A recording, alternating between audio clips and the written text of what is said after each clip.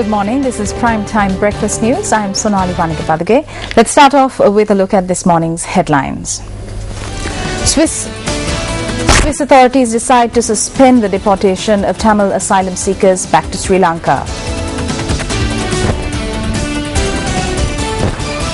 81 individuals arrested over flouting election laws. US President secures Congress support for strike on Syria.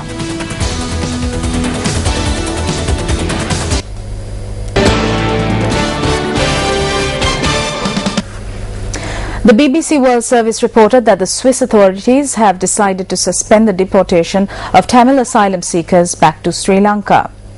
The BBC, quoting Swiss media, reported that the authorities have suspended deporting Tamils after 2 Tamil asylum seekers were arrested after being deported to Sri Lanka. The BBC added that the Swiss embassy in Colombo was investigating the fate of the said 2 Tamil nationals.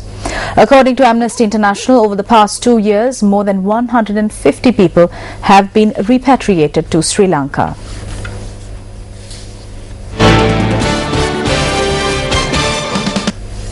A stock of kumbuk trees have been felled by an unidentified group from the Mahavali National Reserve. 20 trees have been illegally felled in this manner. Area residents pointed out that these trees were over 100 years old.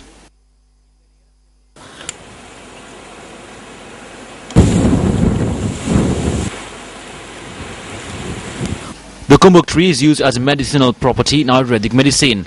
Older generations have secured a belief that the kumbuk tree is a purifying agent in cleansing water.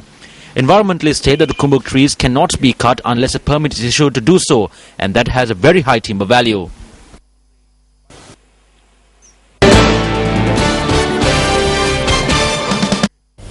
"81 individuals were arrested yesterday for violating election laws.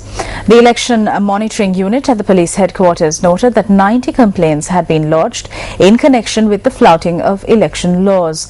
The police media unit said that 36 complaints were received from the central province, 36 complaints from the northern province, and 18 complaints from the northwestern province.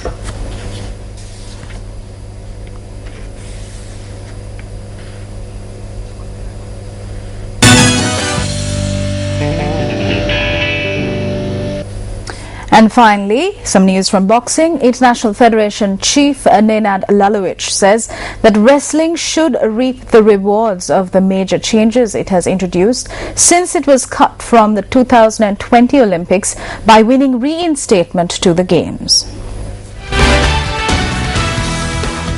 Serbian Lanovic, who took over after the Sports Spectacular Games exit in February when the IOC sought to refresh its Olympic program, said positive comments from senior IOC members were proof the sport was in the right direction.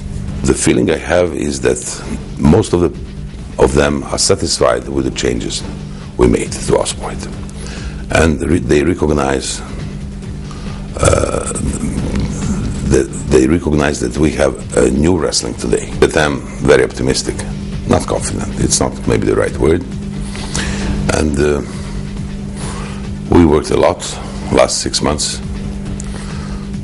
and that's what makes me optimistic, because we are going to present our new wrestling.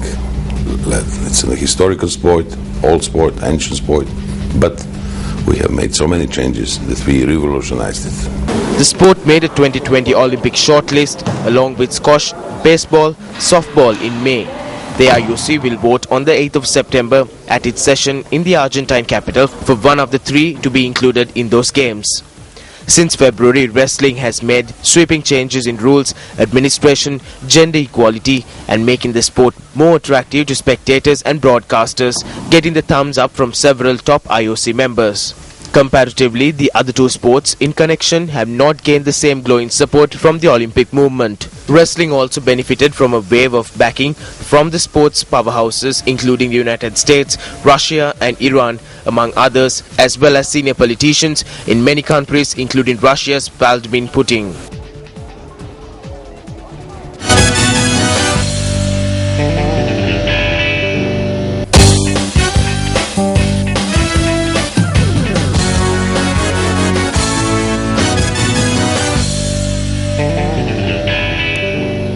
That was, of course, some wrestling news. Well, with that, we wrap up this edition of Primetime Breakfast News.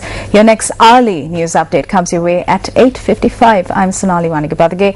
Have a great day ahead.